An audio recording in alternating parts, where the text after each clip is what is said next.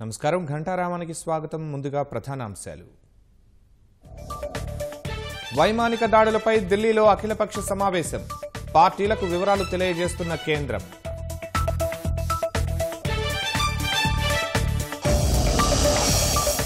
మెరుపు దాడులకు 10 రోజుల ముందే కేంద్రం ఆమోదం. డ్రోన్లతో లక్ష్యాలు గుర్తించాక బాంబుల వర్షం.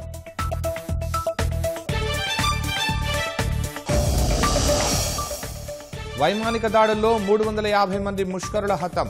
బాలాకోట్లోని జైషే మహమ్మద్ కేంద్రం నేలమట్టం.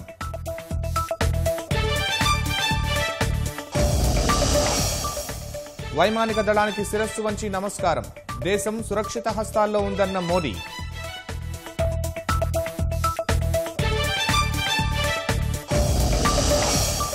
ఉగ్రమూకల నియంత్రణ లేకుంటే ఇదే గుణపాఠం. పాక్కు సరైన జవాబిచ్చామన్న సిఆర్పీఎఫ్ విశ్రాంత చీఫ్.